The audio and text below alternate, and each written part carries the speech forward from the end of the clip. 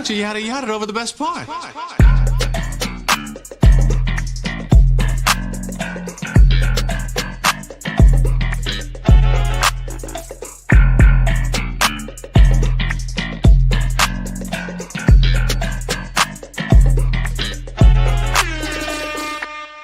Yeah, ladies and gentlemen, you heard the theme music, which means one thing and one thing only. The Yada Yada podcast is back for another great episode on this Sunday afternoon. Episode 121. It's the kid Joe Cornejo. Black Hyphy's in the building. Nelson's here. Rivers here. Sebastian Sav's here. Hey, it's a full house today. How we feeling, y'all? Feel great. Good. Yeah. The weather's beautiful. It's 80 degrees in KC mode. Is spring here? Is spring back? Oh no! Is spring back? Are we back up? I'll never believe Is the news. word out that we back up? We're definitely back. Oh man, I've never been more back. Fucking I've never been more back. Fresh off Man. a fire DJ set. Tell me how great I did. Oh man, when you say it like that, it makes it makes it hard to be honest. I enjoyed your set. I loved how you threw the Vince Staples in there at the perfect times. I would forget that Vince Staples existed, and then you'd be like, damn, this is the perfect light moment for this. Yeah, It's like the glue. Yes, it was the glue. And then you spent the cool kid shit in there. That was fire. That was amazing. Yeah. that was great. I was pretty proud of that blend right there. That was when I was like, I was a little worried about how it was gonna sound over the speakers, but then Dom sent me a video of like he got of me blending that in there. I was like, oh, that sounded good. No, that was cooking. It was crazy. That was cooking. Yeah, at one point I heard you ask Dom that question. You said, "Is Joe a good DJ?" And Dom said, "We can't tell him that yet." Yeah, we can't. Hey, don't. But I heard it. I was like, I heard that. Because he'll never come back He's down. just all right. Nah, so I was cooking something crazy that night. Once I hit that movie squabble up transition perfectly, I was like, yeah, I'm in my bag already. That was literally the beginning. I know. I know. That's why I knew I was in that It was bag. the first 5 minutes. I was in that bag. What was the hardest transition? The hardest transition? It was probably, one towards the end where you was like, ooh. Yeah, it was the transition I did between Down and Out and Rat Ta Ta Ta. Yeah. It was I was doing like a little rewind, just to get like a little pot it down and then play Rat Ta Ta Ta. Kind of like an abrupt cut. I didn't know if it was good or not. Sammy Sheets told me it was pretty good, so I'll take his word for it. But the only reason I was pretty skeptical if it sounded good or not is because Andre turned around and gave me like the most stank look on his face. Like, bro, what the fuck was that noise? Like, everybody in the party stopped what they were doing and just looked behind me. So I wasn't sure if it sounded good or not. It was a trick that I saw a DJ on YouTube that I really fuck with, Michael Leary, do during one of his sets. And I was like, oh, that's a pretty cool trick. Let me give it a try during my set and see if it works. But Sammy told me it sounded good, so he's a DJ. I'll take his word for it. So it seemed like it was a good risk that paid off. Hell yeah. But by that point in the set, I was just having fun with it. And I was like, well, what's going to happen? And that is something that I do know I felt with this set going into it compared to my birthday set, that I was a little bit more relaxed, more comfortable, and just more not thinking too much about it and just letting it flow naturally for me. You got more experience. You can lean on instinct now. You always had the taste and the structure, but you're getting better, you know. I love how you said learn that. from I've experience. only had 3 DJ gigs at this point. He's already telling me that, man. Drop a bomb for me. Drop a bomb for me, Andre. I can't be the sound guy too. There we go. There we go. I paused the bomb. I'm sorry. It's all good. I'm over here still trying to find my posse cuts, but that's for later in the episode. That's for later. But it was a good time, man. I gotta say, it was pretty cool because I had a nice little moment after my set. I was over talking to little Yadda Mean, and as people were walking, What the hell is that? Is that a We just ISO on this nigga? He's never said that before. Can we ISO on this nigga, Joe? He's never done that Yeah. before. Who the hell is Yadda Mean? you know, it's a little like, you know what I mean. You know what I mean? All right. Man, It's something a little nonchalant. But I was having a conversation with Does them. she know she's nonchalant? hey, was it nonchalant? Hold up. Does this Yadda Mean know that she's nonchalant? That shit is not nonchalant, bro. Cause I can guess it. I be guessing it too sometimes. Every now and then, I'm like, "When's the last time you seen her?" it just pop into my head because I know she around. They want to know if you played any screw. Screw. Damn. Nah, I didn't play. He didn't. I didn't play no. Actually, no. I did play some less. This is actually a LES. Les Ellie Dollar Sign shirt, and I did play some LES. That's what I was blending with the cool kids in with. Smooth. When I played that, now I'm in the rhyme like, cause that's Beamers and Jets by. That shit was gas. Yeah, that's Beamers and Jets by LES and Damo Genesis. So I did play some LES, which this is his brand. So nah, but no Screw though, no DJ Screw. But I'm gonna get that in there next time. And you got the shirt on, you say? Hey, it's an LES shirt. It's his shirt. I played LES at the gig. But yeah, I get it though. I get it. But I do. All right, cool. Thanks, man. See, we good. It's all good. It's calm. But yeah, I was talking to Lil Yadda after my set, and as we were talking, some random guy walked by me. He goes, "Hey, great fucking set. That was tight." I was like, "Thanks, man." And I looked at her and I go, "See, I don't even know that guy." Shout out to Joe, Corner Joe. Was that your sitcom moment? That really was. You had a main character moment. Just Yeah. now. That was the end of the episode. My nigga Joe got plus 10 DJ points. Plus 10 respect. Nah, so I came into that show like on great energy. Like somebody told me that I had a great hairline before the show, and then she was complimenting me on my skin, and then the Yadda was like, "Your skin's glowing." I was like, "Yeah, I exfoliated yesterday. I was ready for this." How long you been waiting to use exfoliate in that sentence? For a while since I started doing skincare. Hey. I'm just waiting for the shorty to be like, "You have good skin." I'm like, "Oh yeah, I exfoliate, I moisturize." You've been doing it for real. I've been waiting on you. I've been waiting on you to ask me that question. Shorty says you got good skin. He said, I've been waiting for you. I've been waiting on you to ask me that.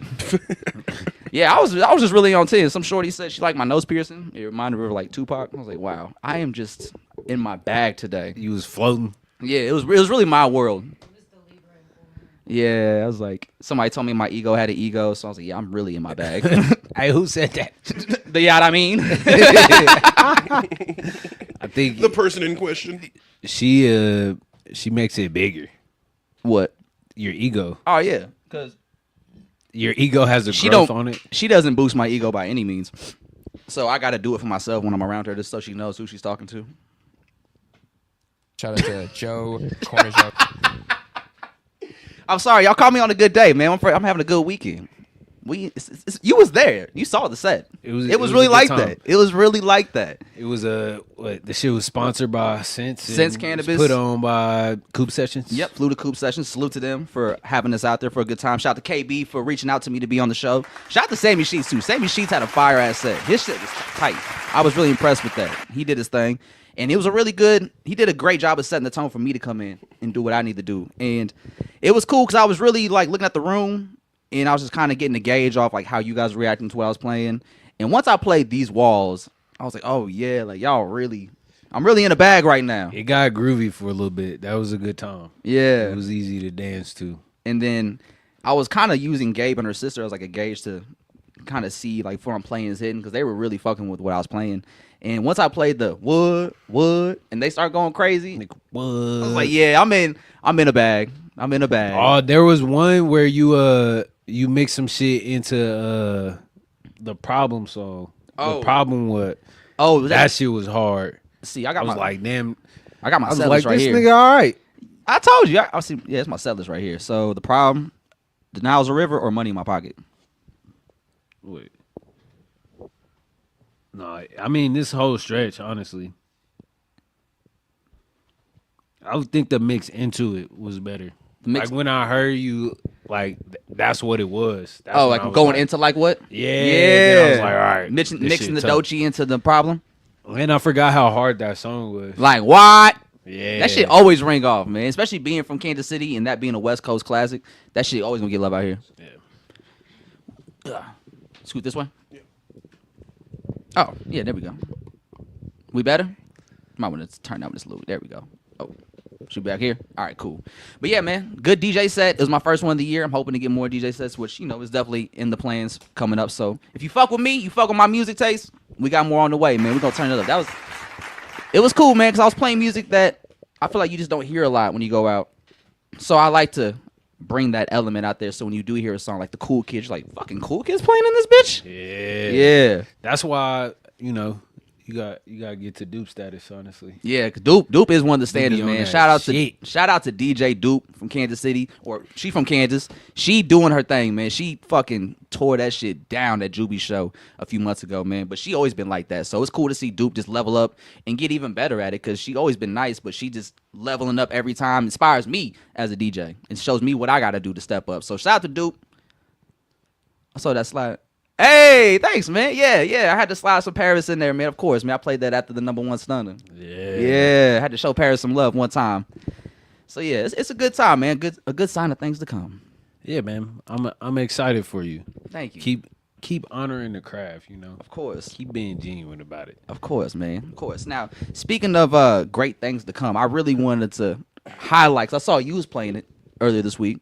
And, you know, I was playing it this week, too. And I just wanted to really take time for us to take a moment to acknowledge what Zeph France is doing right now. Yeah. Will rap for food. That nigga is on a mission. Yes, man. I love it. And I got to say, Zeph France's growth as an artist and as a person, I think is really one of the most exciting things that happened in the Kansas City scene like the last 5 years.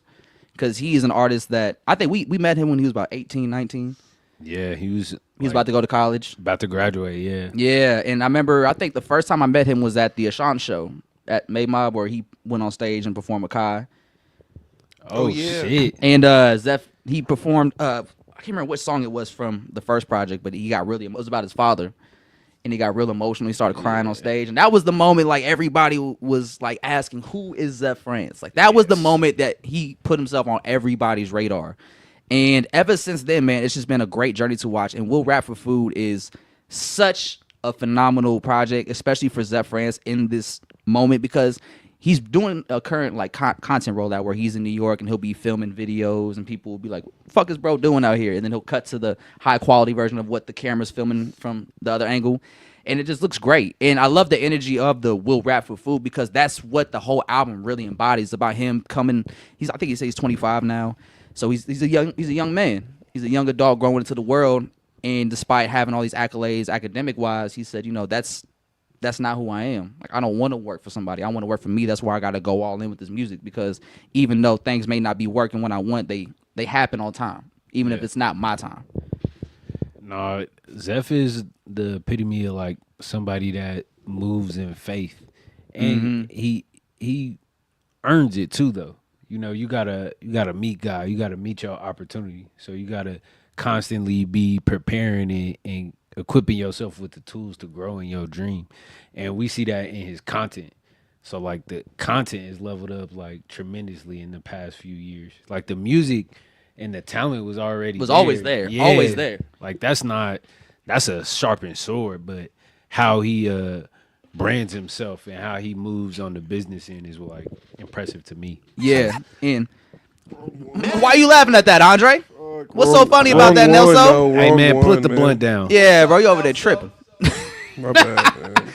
But the last time we interviewed him, I think that interview was really great because it was really more just an insight and look to like who he was and where he was in life as a person, just like what he was doing on campus, creating his organizations and businesses, and like the loopholes he would have to go through just to get certain shit LLC like names and whatnot. Like he was really about it, and listening to him speak is like you could tell he was very determined. Yeah, like he was very driven, very goal oriented, and I think those last few years, he was putting out music, but he just was trying to figure out how to present it to people on a grander scale. Because he had songs go crazy. Like, My Mind did crazy numbers.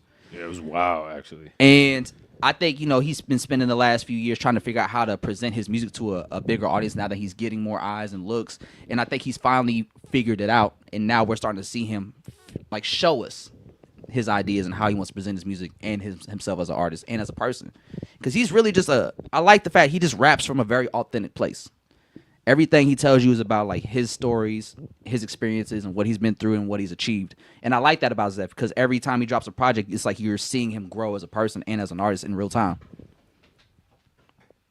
Yeah, we are lucky to just, you know, be so close to someone that is growing in that way. It's not many like Zeph for sure. And he's a hell of a rapper, dude. Like I was listening to it this morning. He had a funny ass line. He said, "Never had a coach to show all the tricks and the trades, but I always had the skill. Jamarcus Russell in the way, because I've been balling with the pros and I don't even know the plays." Shit, Hey, sometimes you just Because gotta they go out made. and Because hoop. did y'all know Jamarcus Russell didn't know his playbook?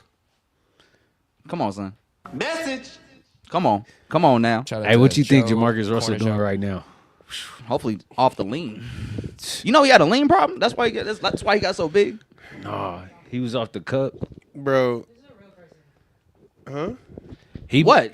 This is He was well saying like documented. not off the lean is like doing the lean, like not doing the lean. Yeah, I hope he's off the lean. Like he's off of. Yeah. He's not drinking I no get- more. Like he's I- not I sipping get- no I more. get No, what no, you no, no, saying. no. I hope he, No, I wasn't. Nah, I was not. I hope he's somewhere sipping. I hope he got a cup in his hand right now. hey, pour one up for me. Hey, this how Crack Kurt. a seal Oh, one yeah. time for me. This how Kurt Angle felt. like fucking Steven Jackson. I feel like every time he gets an opportunity, he's always gonna say how much of a fuck up he was. Like, I was the only nigga in the NBA drinking lean and scoring 30 points. Like, bro, I was the only one checking into the hoods. Hey, look, this- we love Steven Jackson. This dude told a story about how you don't always have to check in, and proceeded to say how he checked in at O Block. Wasn't for safety though. It Wasn't for safety. All he wanted to do was just hoop. But Sometimes you just got to get a bucket. Who the fuck is in the middle of the club and just says, "I want to go to O Block"? hey, let's get out of here. A millionaire, an NBA nigga. Literally, bro. Like that's only some shit you think of when it's within your realm, or unless you like too fucked up. Yeah, if one of the homies is like, "Let's go to O Block," I'm gonna be like, "Bro, you tripping? What are you doing? Let's Trying to go." get took to the O. Yeah, we need to go home, bro. Oh, he want to go to the O. Hell no. Hell no, man.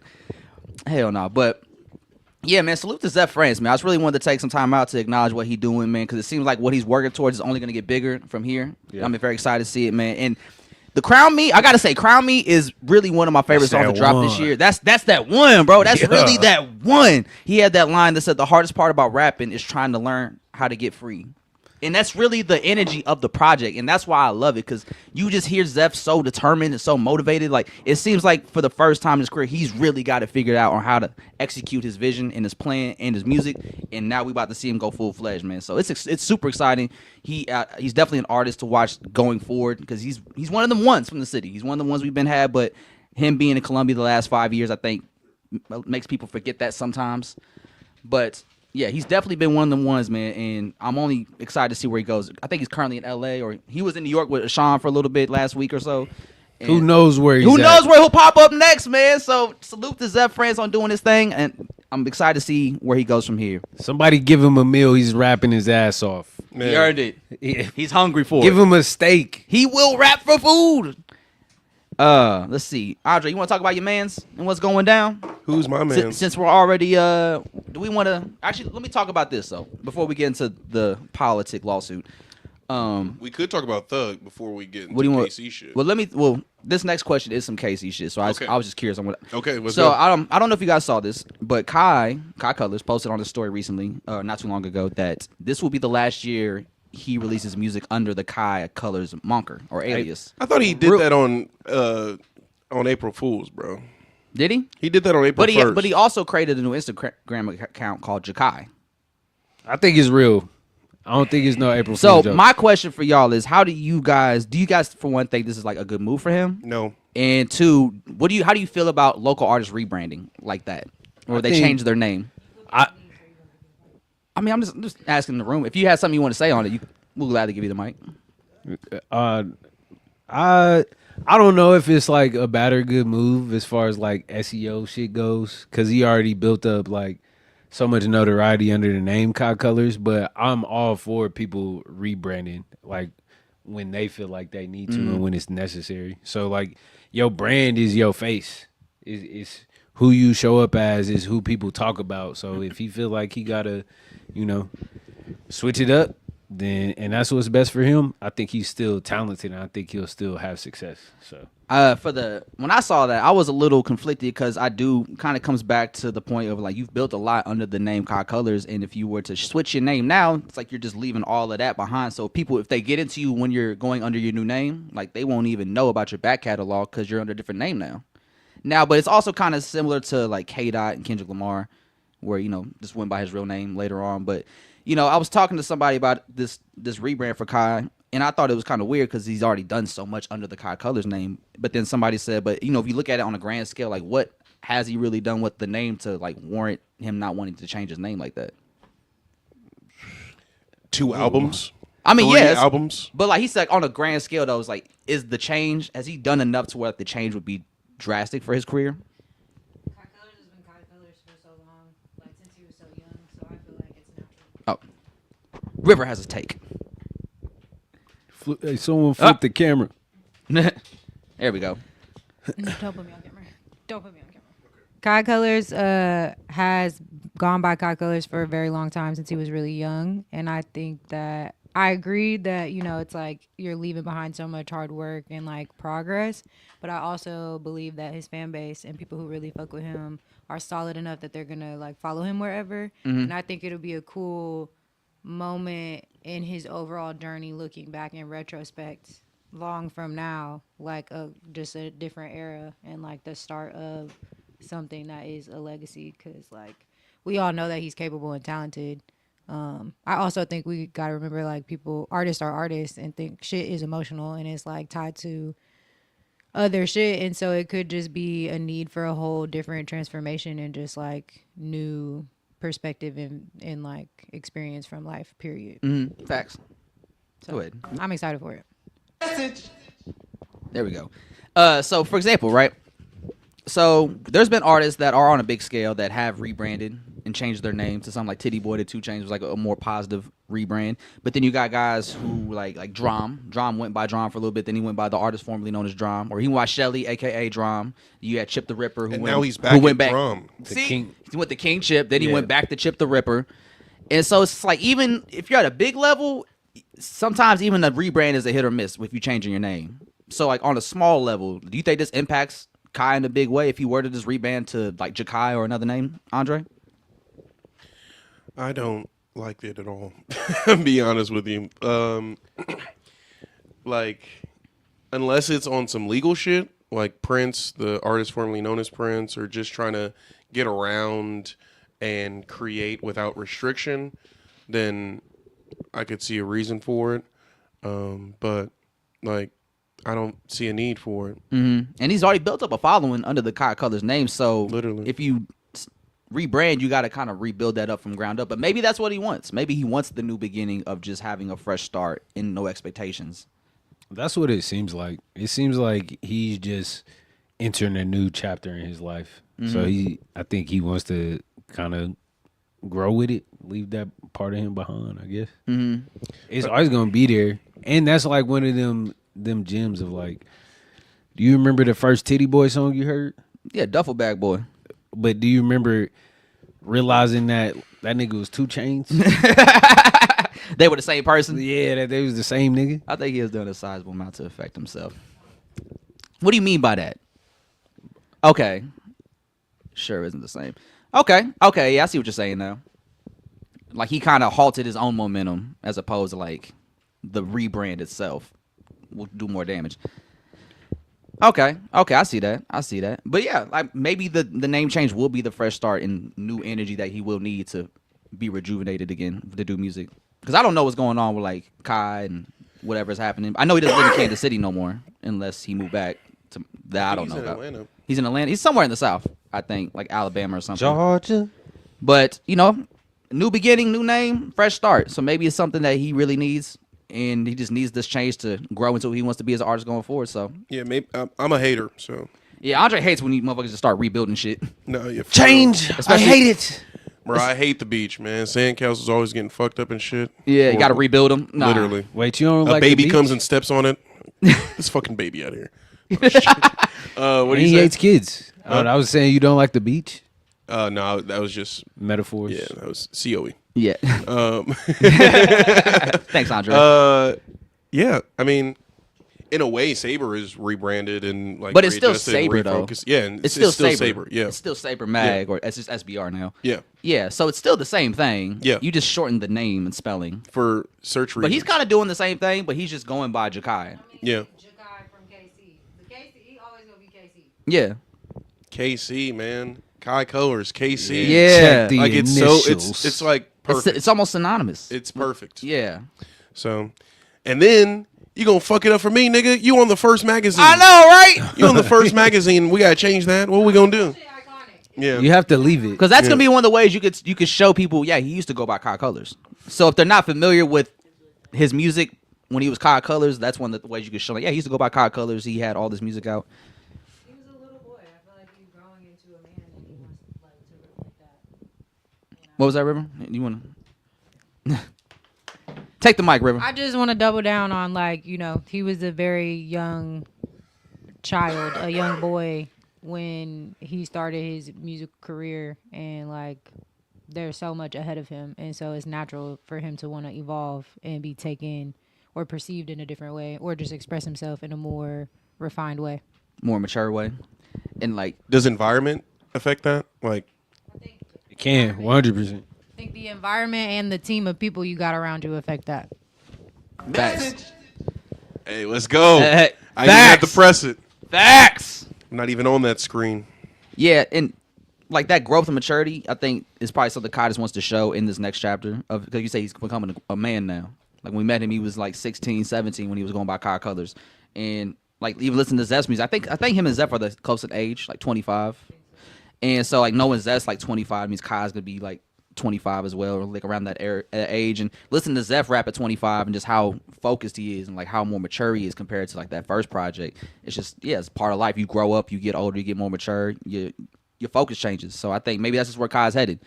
So it's going to be exciting. I'm excited to see what he does and how he moves going forward. Because I'm curious to know if he's still going to be rapping, if he's going to be doing a different genre of music, different sound. What's he going to do going forward under the new name?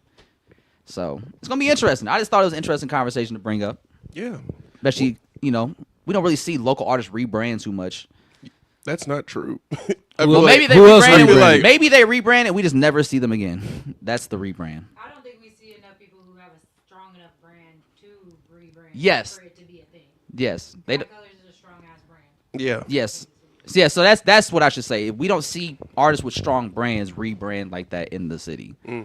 As of artists do rebrand in the city, but they don't have a strong enough brand. We to where don't care. know. Niggas don't care. Drop a bomb, Andre.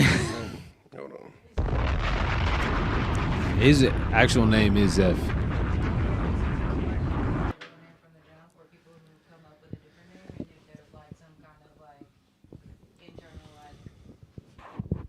I'm curious to know if there is something to artists who use their real name versus ones who come up with an alias, and how that plays into their transparency and what they want to give as artists. I bet some people be having little characters that they create, but the music is the music. I think you could do it under a moniker or you could do it under your name. It's whatever makes sense or feels right. I mean, even Andre 3000 on this Flute album that was criminally nominated for Album of the Year, but he even went by Andre 3000. He didn't go by Andre Benjamin. He didn't? No. It's Andre 3000. He was credited. Andre. It'd be funny though, because rapper names are really cool, right? I love a good rapper name. Ghost Apple Music to check. But it is a little funny to me where the rapper name you choose at 17, 16 when you first started rapping sounded cool, but then when you're 31, maybe it doesn't sound as cool anymore. Like Chance the Rapper. Do you want that name to be your artist name at 35? Bro, Cedric the Entertainer. Yeah, I mean Chance the Rapper. Tyler works. the Creator. Come on, man. But 30. he does go by Tyler Oklahoma, or how you pronounce his last name? Okagna. I think. Or No, I I said think Oklahoma. Okaga is like a coma. Akoma. Yeah, it's Okoma. Okoma? Yeah. So Okay, when he does productions and presentations for other companies or even his own album, he'll put produced by Tyler Okama, or all songs produced by Tyler, his last name. My You know name what's is my crazy? name. Niggas still call The Rock, even though his that's- name is 'cause Dwayne listen, Johnson. When too many you syllables. watch The Rock, there's two different people. There's Dwayne Johnson and then there's The Rock. They're No. not the same person because you got the final boss and you got Dwayne Johnson. Don't act like you ain't watching wrestling with me, Andre. Come on now. There's the final boss and there's Dwayne Johnson. They're not the same person. I fuck with The Rock. I don't really get down with Dwayne. I'm thinking more so of an actor sense, bro. His name is gonna be Dwayne, but they gonna put The Rock on the poster, bro. Yeah, they because not gonna put The It's Rock is Selmore. the draw. like Yeah, Dwayne The if Rock they Johnson. if let's take Tyler for example, right? Let's go back to the Tyler example. When he produced the Grinch soundtrack, it's under Tyler the Creator, bro. Yeah, in the credits it might have his government, but the bigger name is gonna be Tyler the Creator. I mean, It's I always mean, gonna that's be the like notable name. Like people will recognize that it's name. the brand. Yeah, That's the brand. That's that's what got him there. Even when The Rock tried to go by just Dwayne Johnson in Hollywood, motherfuckers still put The Rock in the credits. Dwayne the Rock Johnson. Yeah, he got a they would three-syllable. never drop that name from him, no matter if he requested it or not. Because some movies will just have Dwayne Johnson, but for the most part, they always put Dwayne The Rock Johnson because people know him from The Rock. Yeah, and niggas need to stop running away from what they known for. Facts. I ain't mad at that. So Go ahead. Actually, speaking of Tyler, man, today's actually a special day because today it officially marks the 10-year anniversary of Cherry Bomb. go. Woo! Hey, y'all know I was in the Cherry Bomb documentary, right? He was. Joe was in the Cherry Bomb documentary. That's pretty right. crazy. A sliver of time. It's It's like if 15 you seconds. sneeze, it was like, oh, he was right there. Nah, dead ass though. my friends are in it too, dude. Really? Because In the crowd? outside the Midland. Yeah. Okay. In that segment. On the very first scene is in Kansas City. Yep. Which is pretty tight. So- That we got that look, man. So yeah, let's just talk about that real quick, man. We used to get hella shows, man. We used to get hella shows, man. We used to get the Granada, Uptown, Midland. We had a nice little run. Now we got more venues. Now none of y'all booked anybody out here. A lot of Niggas don't promoters wanna shit come out suck, here, though. bro. We The just had promoters Remy shit Wolf suck. yesterday. We had who? Remy Wolf. Oh, he was here. That's a woman. Where at? Grinders. Grinders. Rikers. Rikers, yeah. Sick. She was on that island. No. Why the fuck would you go to that island? No, what were we talking Grinders? about? Shit. Grinders. Remy Wolf. No, Tyler the Creator. Oh, yeah. Cherry Bomb. Cherry Bomb, yeah, man. That was such a. It's cool to look back on this album 10 years later and know the reception to it is a lot more positive than when it originally came out. Because it was an album that I think when it first came out, he was coming off of Bastard and Wolf, and we're still in that heavy Odd Future energy amongst his fan base.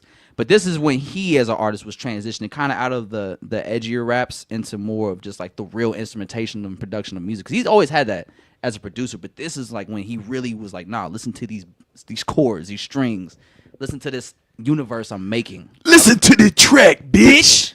I feel like he grew as a writer too. Like the subject matter changed. It was a lot more about like finding yourself and not letting nobody step on you. Yeah, and like that's what I loved about Cherry Bomb a lot is that how much ambition he had into that album. Like some of the ideas he had were really just out there in terms of just like, yeah, this is gonna be tough to do, but I think I can do it. And some ideas worked really well. Some ideas were just a little off the mark, but I think the fact he attempted and tried it was what the most important part of Cherry Bomb was, because him attempting that and doing that showed him like, okay, now that I've tried it, I realize this is where I messed up at. This is what I need to work on. So we're gonna do it again, but this time we're gonna improve it because now I know what I need to do to execute the sound. And I think that's where you get Flower Boy and Igor from, because like without Cherry Bomb, I don't think you get those two albums. No. Because those two albums are building off of elements that he explored and built on in Cherry Bomb.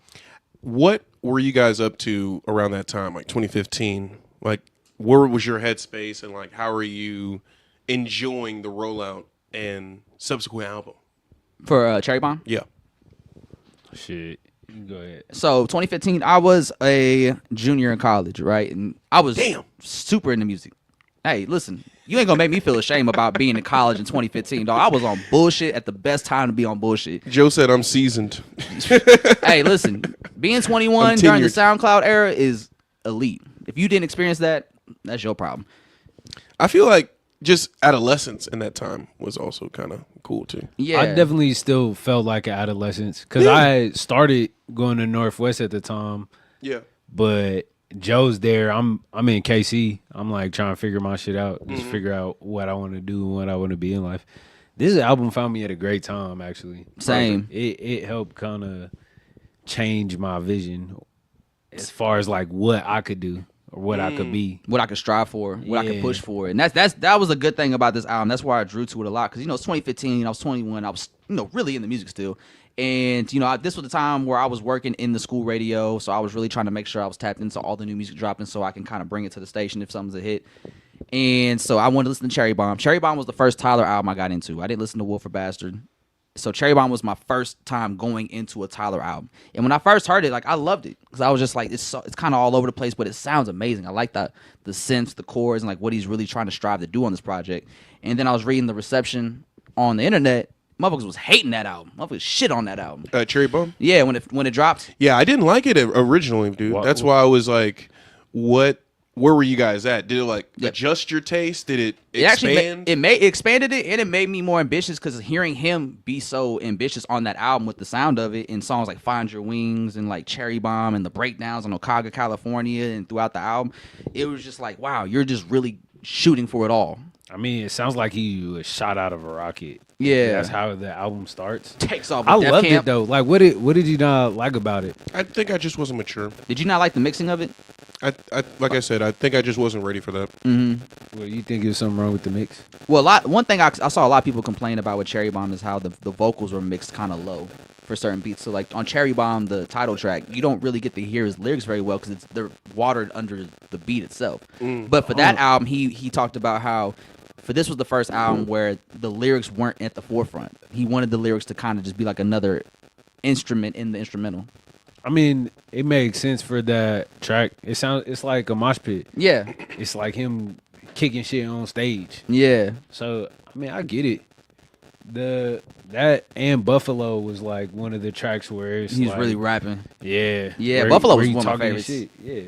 And the Buffalo video was crazy too. And we got a fucking Wayne and Kanye And verse. like, That shit was amazing. The Smuggers verse was like, what the fuck? Ain't no hating on that. Nah.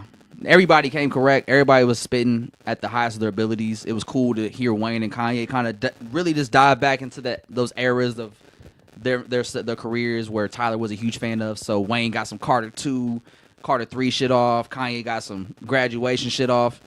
It was great. It was like a nice little flash in the pan of just like going back in time real quick. And I'm glad they did that for Tyler because Tyler's a huge fan of both of them. So it's great that he was able to get that moment from two of his favorite artists on that album at that point in his career. Yeah, so I'm glad Cherry Bomb has been getting his due, especially once he put out the instrumental version of the album. I think that's when a lot of fans were starting to appreciate the album and what it did and what it brings to the table for Tyler as an artist and his discography. This album art is crazy. Yeah, the album art is insane. The fact he kept that one is kind of insane. The one where dude's like pissed his pants. Yeah, just a piss stain on his pants. Hey man, sometimes that shit happens. But the producing of this album was really amazing work, man. Like Tyler really produced one hell of an album. The Brown Stains of Darkis, Latifah, Part 6, that was my shit. Man, That Schoolboy Q verse is so crazy. What's your favorite song on here? Keep the O's was a nice sleeper. I gotta keep the O's. Keep the O's. I think honestly, the middle stretch is pretty crazy. It's pretty epic. I like Two-Seater. That's my favorite song. Two-Seater's great. And I like the transition. He was like, my nigga T, man. What's the deal? Where he's like, and his bitch weak too. I still fuck.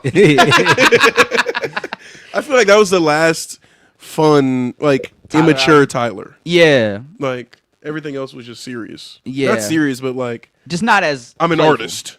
I'm an artist now. I don't wear Converse anymore. I don't wear Vans. Yeah, Vans. I got my own shoe. Let's see. I don't wear Supreme. I like Perfect. I think Perfect is my favorite song on the album. The second half of Fucking Young with Kali Uchis, that shit was beautiful. And I love the video too. The video is great. When they had like the split screens with the colors. Yeah, that was great. They did a great job on that.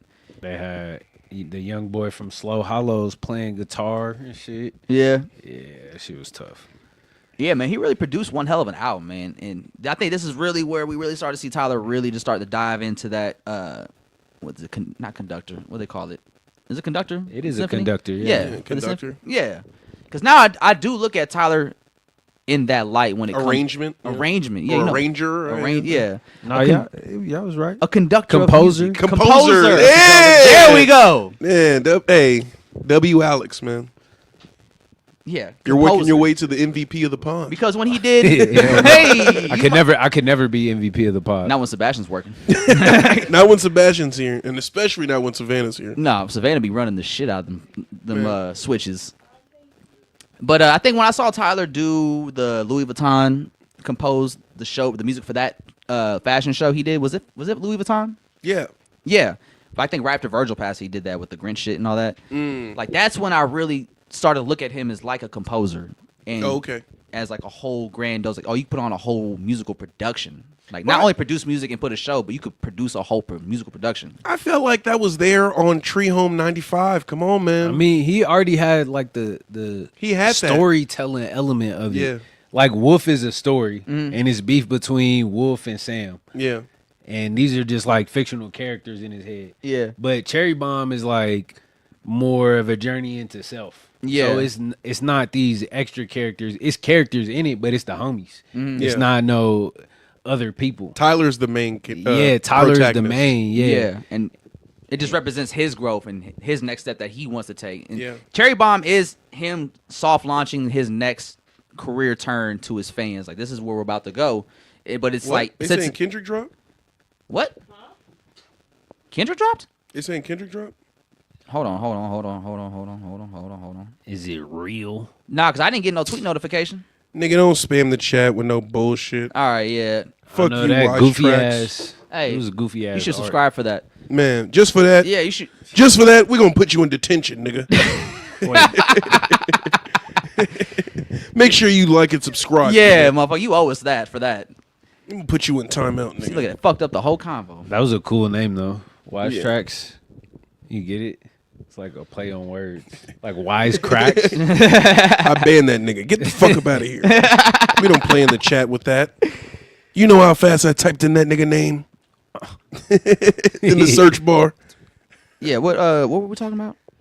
We're talking about Cherry Bomb. Yeah, but what was I saying? A composer, arranger. You knew that once he This was the on Cherry that, Bomb was the transition Oh. into Tyler being Yeah, the him going- protagonist and being the today. main character. being the main character and just transitioning where he's gonna go musically as an artist. Yeah. And since this was the first time of him doing that for his fans, it was like kind of awkward, but this was also an awkward time for Tyler as a person. Like he was growing into this next phase of life he was about to go into, but he was still trying to figure out how to do it and who he wanted to become in the process. So it was just like this album's like Tyler going through puberty. It's like his late registration.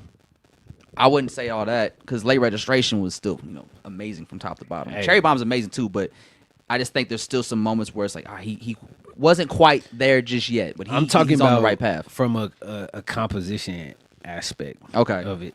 Just like how because in Late Registration is when Ye really started to let's get some violins in here. Let's get let's add these elements. He was starting to work more with the brass and other arrangements like that. Yeah. So this is definitely like The sense. him trying it, but he got locked in. He did. After this. He did because he knew what he figured the knew how to sound do out. it. He cracked the code on this album. Yeah. Because once he put it out, listened to it, and he realized, he's always getting better as an artist and a musician. So naturally, he's going to figure it out. All he has to do is just try it, and then once he does, he's like, okay, this is what I got to do. And Cherry Bomb's just one of the things where he put it out. He probably realized some things he needed to work on from the project. Did it again on the next two, and there were two amazing albums. Where does this rank in y'all's Tyler's albums? Let's see, because we got what? I think it's better than Chroma.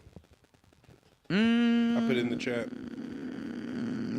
Cherry Bomb better than Chroma? It Chromacopia? is. I don't Yeah. know, man. That shit Sammy played at this show was pretty crazy. I think I missed that. I part. don't want to be found. Oh, I don't want to. That shit was crazy. That shit wrong. Telling you, bro. Telling you. You- Think about it. Chromacopia under Cherry Bomb? Like Cherry Yeah. Bomb's better than Chromacopia? Yes. I just don't know. Is man. Chromacopia in your top 5? So what's your top 5? This Give nigga us Sebastian broke the chair without sitting in it.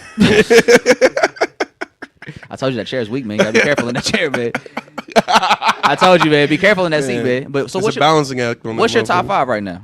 What's that look like? Top 5, I would probably go Call Me If You Get Lost is number 1. Okay. Then I'd go Flower Boy. Flower Boy. And then I'm a big Wolf fan, so I'll put that at 3. Mm-hmm. And then 4, I'd put Cherry Bomb. And then last, I'd put. Wait. Pardon me. I You forgot know, Igor. put What Igor. am I I was talking about about? to say. Say where Igor at? I put Igor at 3. 3? Okay. And then Wolf at 4. Cherry Bomb at 5? Yep. Chromacopia not even top 5. Okay. I mean, there's 6 albums. Okay. Yeah. I see what Unless you you was include the estate sale, but that's a deluxe. Yeah. Oh, and then Wolf or not Wolf, Goblin. Okay, so it's Goblin. Goblin is last, probably. Yeah, Goblin's. Okay. Subject matter is Yeah. It didn't grow. No. It didn't It did age. age. Production. Yeah. Production's still pretty great though. Let's see. So, what's your top 5? Shit, my top 5, I probably put it's between Wolf and Igor is like 1 and 2. Okay. I don't know. And then I would say I would go Cherry Bomb after that. And then Cherry Bomb at 3. Cherry Bomb at 3 for me. Damn, what's the other 2? Call Me If You Get Lost. That would be 4 for me. Okay. And then 5 is Flower Boy. Okay. Let's see. I would say number 1 be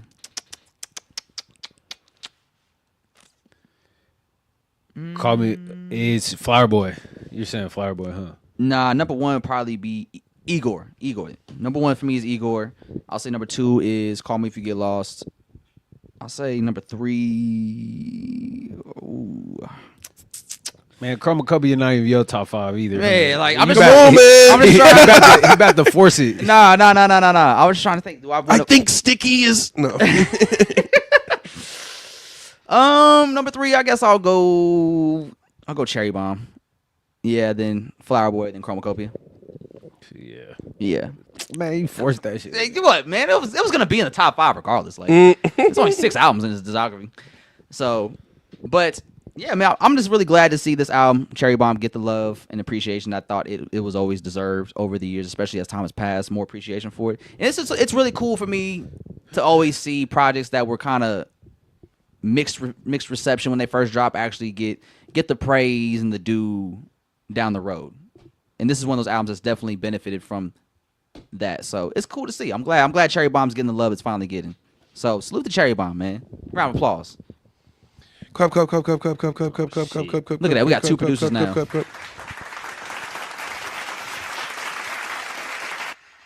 So yeah, man. Shout out to Cherry Bomb. Shout out to Tyler. Let's see. Oh yeah, we got Coachella this weekend. Yes. Y'all Have you catch guys- any of the sets?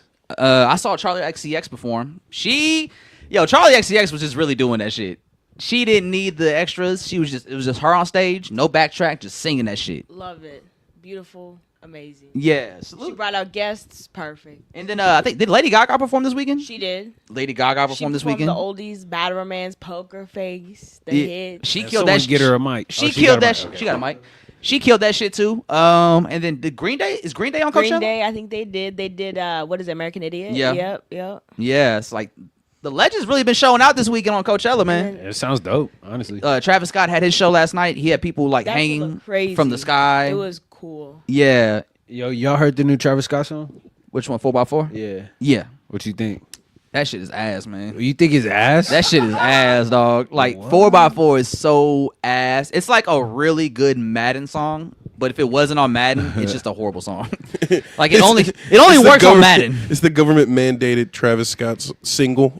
Like god damn. I'm out Every of other touch. year. I liked it. You liked it? I did. I heard it. I listened to it on the way from the gym. Yeah. Yeah, it's a gym song. It is a good gym song, but if I'm not in the gym, I just don't have a desire to hear it. Because I was playing rodeo last night. I was at the crib just chilling. I threw on rodeo because it's been a while since I've heard it, and that album is still like really amazing to me. It's very And polished. It is, and I like how that was like another album where it's just he's hungry. He has a lot of drive. He has a lot of ambition. He's just like trying to show the world like what he can do, and this is like his moment of showing them on a big scale, like what he can bring, what he can do as an artist.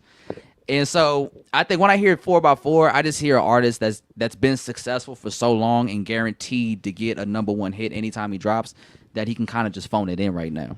Speaking of an artist who's, they were thinking that he's phoning it. I was trying to think of like a segue. Young Thug. Fans are turning on him. Hold on. Before we get to Young Thug, Okay. I wanted to. And we got some new Travis snippets at the Coachella set last night, which one of them sounded pretty good. Oh, okay, we're on Coachella. But there was a clip, right, that I saw. I saw from 4Bat's performance. He did the single, the Cheap Usher song that he does. He was doing that at Coachella. the Come Outside by 8 p.m. song. Yeah, that shit. Dude, fuck 4Bats. So he was performing, right, and he's on stage, and when the camera shows the audience, it's just everybody with their phones out. Like no one's reacting to anything he's doing. They're just filming him on Yeah. their phones, right? So my question is, right? Do y'all think festivals are worth it in 2025 as a consumer right now? Like, does the experience of a festival seem appealing to you in 2025? I've never been to like a festival other than Boulevardia. So I don't know.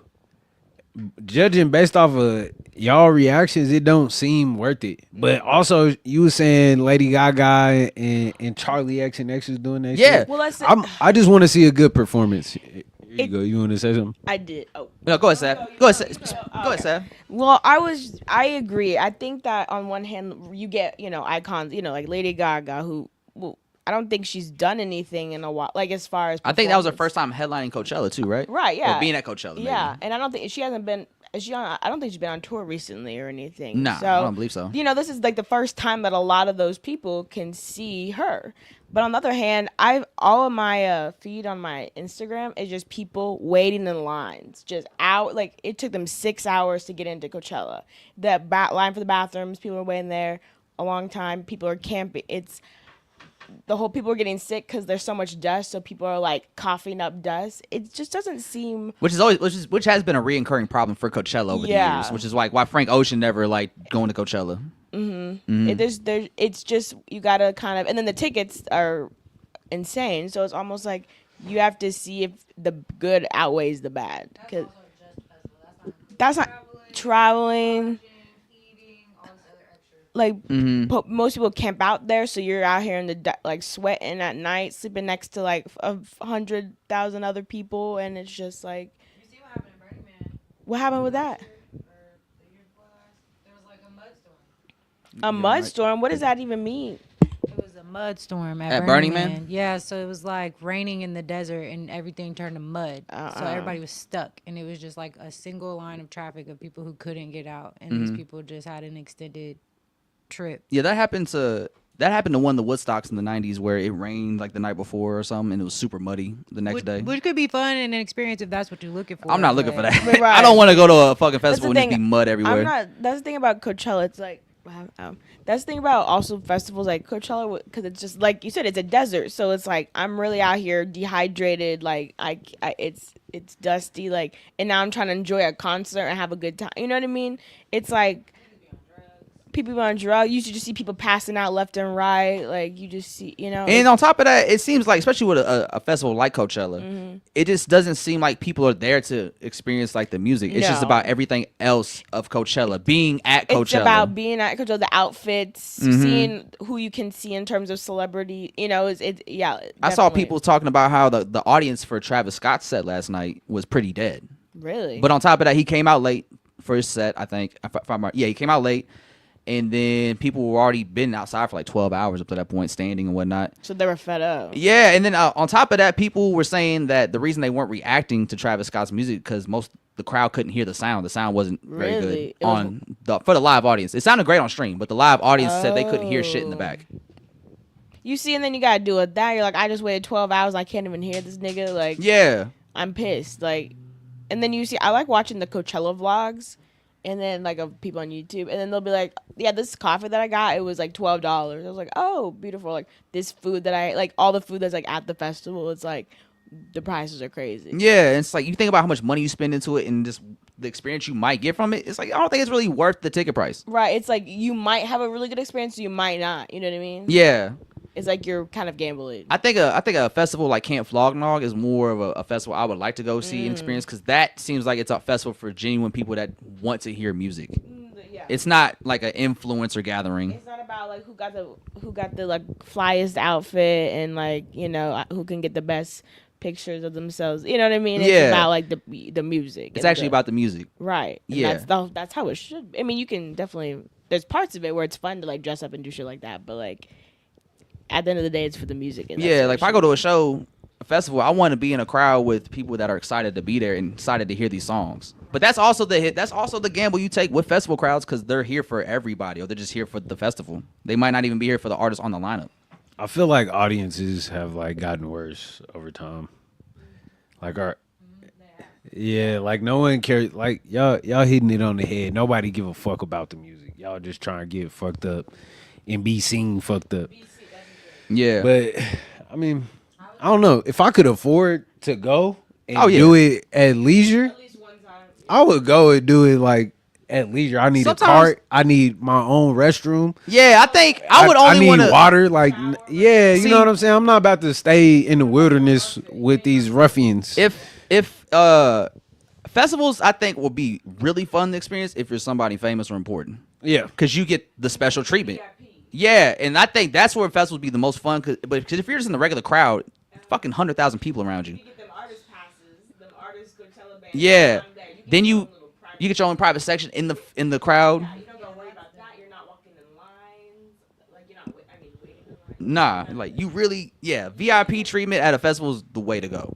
But unless you got money or you're famous, it's hard to get that. everybody else there to pay the bill. Yeah, and stand around sweaty people all day. I saw this tweet that was like, I think this last year's ticket. Oh, sorry, thank you. I think it said something about how majority of the ticket sales are people like they're Klarna-ing it, like they're after paying it, and so like majority of people that go can't even afford. They just are like, isn't that crazy? And you don't even enjoy the music. You just going to Coachella to say you went to Coachella. To say I've been at Coachella. Yeah, like, which is cool, I guess. Everybody, we all should get experiences as many as we can in this Right. lifetime. But damn, like, you just wasted a lot of money that you don't even have on payments you can barely make to see a Right. show you don't even like. You're having a Coachella payment for the next year, like. Yeah. It's just like that's crazy to me. Like you're after paying the Coachella tickets, Like, just don't go. just don't go. Baby, You don't- but wait till you got the money. and on top of that, it's 2 weekends, too. it's like multiple. It's not like you got to stay the night. Like And yeah, it's like if I'm, I'll be coming from out of town, too. So, right. So where am I going to stay? I can't leave the grounds because it's going to take 3-4 hours to leave. just to get like, am I Ubering? Oh, the Uber's gonna be $1 million. And then there's no service out there, I think, from what I've Oh heard. yeah, because everybody's on their phone. It's like when you go to a concert, like no one, you can't even send a text. Mm. It just sounds bad. Yeah, and after watching the Woodstock documentary on HBO Max, that kind of really shaped how I view festivals. But that's a different kind of festival. So that festival is just like a chaos in its own right. But it just didn't make festivals seem appealing to me if things go wrong. No. Oh, if they no. It's like once things go wrong, you're just like, I'm surrounded by 100,000 people and Like shit's going wrong. strangers and it's, yeah. like, Hell this- no. Yeah. Mm. What happened? At Lovers and Friends Fest a couple years ago, it was like some kind of light pole or something that exploded, but What? motherfuckers was like, oh, somebody's shooting, and 'cause it was everybody loud and had it to sounded run. like yeah, and like we, me and my friend were right next to the gate, so we were able to like hop the gate and go over to the VIP side, and it just kind of like dispersed. And then it was nice because we had like a little private Lauryn Hill concert at the very end because everybody else had left. But it was scary as fuck, and it felt like something serious was about to happen. So No. you have no control in that situation. Yeah. That's the thing. It's just a lot out of your control, and you don't know what's gonna happen. And you're putting your faith and trust that people aren't insane and gonna shoot up something Right. or do something crazy. Yeah. And when you got 100,000 people around you, it's kind of hard to put a lot of safety and trust into them. Yeah. But yeah, so I was always just kind of curious. But I think Camp Flognaw is a festival I would like to experience because that does seem like a genuine music festival that people go to enjoy the music. And just like how Tyler presents it makes it seem like it is for people that do love music, even though that shit's hell expensive. But, most festivals are. It helps when it's like you trust the person that's putting it on. Yeah. Like Tyler he cares about a good show. He's actively spoken about being a fan of music and a good concert. And So, he puts together lineups of people that he is genuinely a fan of. Yeah. And that's why it's so cool because he's excited to see them perform. yes, sir. And so, like, everything going into it is super important and it's highlighted, and it makes it seem like it's a moment you don't want to miss when it happens. So, yeah, that's probably the only festival I would want to go see right now. I don't really have a desire to go see Rolling Loud. Coachella's kind of whatever. I do think the festival in Chicago, what is it? Lollapalooza. Lollapalooza. That one looks dope. I feel like that's like a Coachella light. You know what I mean? Yeah. Like, you do that first. It's and not in the then- desert. Right. You do that first and then be like, okay, sweaty people, and then you do Coachella. Sweaty people? Yeah. Yeah. Okay, sweaty people, but it's in Chicago. We're not in the desert. We're just in a park or a grassy area. Yeah. It's like you do that first. Much and- more calm. Yeah. And then decide if you want to go to the fucking desert If or you the want to south. like go ahead and do like Yeah. go beast mode. What is it? It's called River Beat. River Beat? In Memphis, fucking Anderson Paak gonna be there with the Free Nationals. Missy Elliott gonna be there. Krungbin, the Wailers. somebody else. I can't remember. Also, Type shit. another good festival, Yes, Something's in the okay. Water. Pharrell's festival that he does in Virginia once a year. That's a good one. That's a big ass festival. I want to try, like, speaking of big festivals, I feel like it'd be fun to go to Glastonbury or like reading. Glastonbury. Yeah. Hey, the one that Hove headlined and he Oh. sung some Oasis. Yeah, just maybe. I feel like that those are crazy. And Yeah. then, reading in Leeds, I'd like to do that one too. A lot of festivals overseas that take place go insane. And you know what? We were talking about crowds earlier. I think how crowds have gotten worse. I think also American crowds are worse than Oh, like yeah. More if you, like, rowdier. yeah, But- like if you look at videos of Glastonbury or whatever, like it's just like different. I feel like you can just it's like a different experience. Like you're a lot more like They're more interactive. They're more excited. Yeah, They're more engaged. they love the music more. They don't yeah. Like they the- appreciate it more. Yeah. Yeah, so like when artists from America go overseas and do shows, they're not used to getting those artists. So when they do show up, Yeah. they show out for them and they turn up for them. Yeah. And so artists in America will always talk about how much they do love performing overseas a lot Yeah. more because the crowds are more interactive and they appreciate the music. Yeah. Here in America, like it's very shallow. And you see, and if you watch videos, most of those crowds don't even have their phones They out don't. recording. They don't. They don't. They just are dancing to the music. They Yeah. don't have their phones out. And whereas you look at concerts here, like Coachella, Palooza, it's just phone, which is fine, but you just notice that difference. Like you said, like artists, I feel like they appreciate it more. Yeah, and if you try to start a mosh pit in Coachella, the motherfuckers gonna look at you weird, like, bro, stop bumping into me.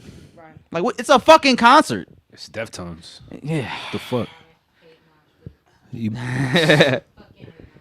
Shout out Turnstile. The mosh pit was crazy. I love mosh. They I just love put good out a mosh new pit. song. Let's see. What was it? There was one. Oh yeah. So Travis Scott previewed some new music at Coachella. Right now, on a scale of 1 to 10, even if you guys haven't heard the snippet yet, how excited are you for this next Travis Scott album? River said not at all. How about you? I mean, I like the 4x4 song, but I'm not really that excited for Travis Scott music. I didn't really listen to the last album Utopia? like that. Yeah, but his Complex interview did give me like, all right, you seem like you're in a good space. Yeah. So I am curious. I can't say I'm excited. I'm curious though. And I think Travis does a great job of that at least because I'm in the same boat. You know, we're both huge Travis Scott fans. But I think Utopia was the first album where I'm like, you know, this might be like the iffy one. We don't forget to switch, Sav. Oh, sorry. Now you good. But I think Utopia was the first one where I was like, you know, this might be a miss. Not that it's bad. It's not a bad album by any means, but I don't think It's it 2 was. years too late. It just wasn't as up to the caliber the last three projects with like Yeah. Astroworld, Birds, Days Before, Rodeo, all of that. Like that, the run up to that point was insane. Yes. He was going crazy. He was. So it's kind of hard to expect him to maintain that level of quality on the fifth album. But, you know, I think Utopia was a solid project, but it definitely wasn't up to the quality that I held the last few ones to. So I think that album kind of showed me he is kind of hitting a wall, I think, creatively. Not sonically, but just lyrically. And I think his lack of content in his music is starting to expose how shallow it can be. Yeah, I mean, we be too turned all the time to Travis Scott music. Like, rodeo, no, for But real, even rodeo. listen to Rodeo, there's a story to it. Yeah, rodeo is great because there are softer moments, or even though there's like up tempo songs like Flying High, it doesn't feel so crazy or so heavy. Yeah. Or like I gotta be through a fifth of vodka to be enjoying this right now. There's only one Nightcrawler on that album. At the night, Crawl. oh, At the night show. order more bottles, Order more miles. order more bottles. But see, like even on Rodeo, there was still a story of him telling of how he became who he is on that album and what he's about to go and do in the world, right? Whereas like Utopia, it's like you can hear he wants to do so much, but he just doesn't have anything to put into words anymore. What is it about? What is Utopia about? Creating a world. But it didn't feel like That's hella it vague. didn't feel like Utopia to me, bro. It did feel like a dark place, sonically. Not the album sounded very gray and dark to me. It didn't feel like a Utopia to me. Like Dune? Like the Yeah, movie like Dune. Yeah, like Dune. That's a good way to describe it. I only listened to it like once. Really, Yeah. I listened to that album a lot more than I thought I did because it was one of my most played albums that year. But I was just trying to see if it was gonna grow on me, but it never did. You was trying to force it. Yeah. He's like, I want to like it. Yeah, because I like Travis Scott's There's music a lot. something there. I like Travis Scott's music. It's good. Yeah, I swear it's good. it's gotta be good. It's gotta be. It's gotta be good. Because like we were talking about a couple pods ago, where I said, if you think about it, he's been touring that whole album for like the last year, and the only song we've seen him perform on that tour was "Fiend." Damn. We just saw him play Modern Jam with the Nokia flip. Yeah, At Coachella. That was nice. That was very good. that was cool. Let's give him his props. Yeah, Oh, that's your boy. Yeah. All right. but No, like I fuck with Travis Scott, but it's just been like Joe said, it's been kind of just mediocre for the past like 3-ish years. the features haven't been very great. And- His feature on 21 Savage album, the Nina Simone, that was a great feature from him. I feel like the audience is getting kind of sick of. But he's still selling out Scott. crazy shows. He's still doing crazy numbers. So I don't know if the audience is getting sick I of it. think I just the think maybe we're getting burnt out. We're on Travis not Scott. growing with his music. It's like moving to a different age. The youths love him. But Do young The kids young- really fuck with Travis Scott? I Like think that? so. I mean, some people. Who is? I feel like it's older people who fuck with Travis Scott. Every time I see a criticism, it's from younger people. For real? I mean, they call him Unc. He's 33, so he's Unc to them. Playboy Cardi's an Unc to the younger kids too. That's what I'm saying though. If they listening to Cardi, I feel like They they gotta listen to mixing some Travis. Travis Scott into it. Yeah, but I guess maybe their point of reference for Travis Scott isn't like the best. Yeah. Yeah, They I didn't- mean, they didn't have what it would from it the be? jump. It just depends like how old they are. So like for us, If we were Astro 8. World is a great reference. It is. But if you have Astro World and then Utopia right after that, and that's your point of reference, it looked like he fell off. And with the Astroworld situation, bro, niggas don't fuck with that. I mean, That's I don't know. traumatized. Dog. That shit fucked Travis for Yeah. sure. That Yeah. was the main thing that halted the progress, because it's like, even if you are like handling the case well or whatever, how you gonna make music from a good place? Like, Yeah. in that space. Like he couldn't even apologize fully because he would accept the responsibility if he would have done that. So he couldn't do that. So the whole thing, how he handled it was super weird, and that definitely hurt how a lot of people viewed him, because there was an article on Rolling Stone that came out after the Astroworld incident where it was talking about Travis Scott's response to it. And it was the one time, they said it was the one time in Travis Scott's career where he actually had to be a person and not a walking brand, and he couldn't really do it. Yeah. That's why his apology was just so shallow, and it didn't feel sincere, and it felt like just a PR play. Just so sorry to all the families and all the what did he say? What I hate this. like that video of him like Yeah, he's just like video. yo, this hurts me so bad. I hate to say sorry. He's like, it just didn't come off as genuine, but that was the moment where we had to see Travis Scott be a person and not just be a brand entity of a rapper, and he couldn't really do it. And mean- I think that definitely hurt a lot of people's. I think that hurt his public perception in a lot of people's eyes. I mean, what was we expecting? Like, no, not You in see what I mean? not in a like on some he's stupid. Like he never presented like someone like that. You know, he never was good in front of the camera. Like, Yeah. Travis Scott interviews ain't the best interviews, but to have him do like a whole press release of something serious like that, I mean, I don't know. I guess I would have had somebody write it if Yeah, it was- something more thought out. I wouldn't just freestyle something like that. Yeah, on like- Instagram stories. Instagram story. Not even a I mean- post, bro. Just an Instagram story. Hey, bro. That's not a good way to roll Yo, that no, out. I hate you to know? talk to y'all like this, but some wanna- things happened. But yeah, As y'all may have seen. because that yo, because if you remember, like prior to the Astro moment, he was unstoppable. On top of the he world. was He was on moving. one of the craziest trajectories I've ever seen. Like go on, especially seeing it from the very beginning where it all started and seeing where it was going. Like he was damn near unstoppable, and just that whole situation and how it played out just really was the one thing that halted his momentum. And I think he bounced back very well because he's been still selling out crazy shows. He sold out a Coliseum in Rome. Like he caused an earthquake over there from how rowdy the show got. So he's still super crazy in terms of status, but it just feels like his status is not as big as it once was, even though that sounds kind of crazy to say because I feel like he's still bigger than he's ever been. Well, I think even if he's not putting out like crazy projects, his performance and how he does his shows is keeping people locked in. Yeah. Because we went to the Birds in the Trap, right? Mm-hmm. That was a crazy ass show. And that was at Uptown. Yeah, that was and a small. It was rocking the banger. whole time. That was a shit was banger. And to just hear, I couldn't imagine being at like Astro World or seeing that. I was shit. there. That was that shit was crazy. Huh? I would say that's the only rap concert I've been to that rivals, that gets close to rivaling Watch the Throne. Yeah. See, that's pretty crazy. And because like the presentation for Astro World was one of the best I've been to. And seeing what I saw at Coachella last night, that was a crazy set. It's better than Kendrick. I think presentation-wise, I would say it was better than Kendrick, but performance-wise, Kendrick was a lot better. Yeah, it was Watch the Throne in the Sprint Center. Yeah. Okay. It's hard experiencing concerts in the big arenas. Yeah. Because it's like, I be wanting the bird's eye view. I be wanting to see the whole thing because I know people put a lot of time and effort into that.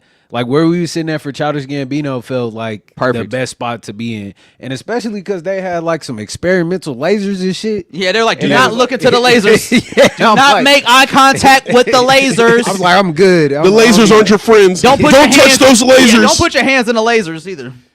But for a Travis Scott concert, though, I feel like I want to be in the shits. Yeah. Like I want to be close to the stage.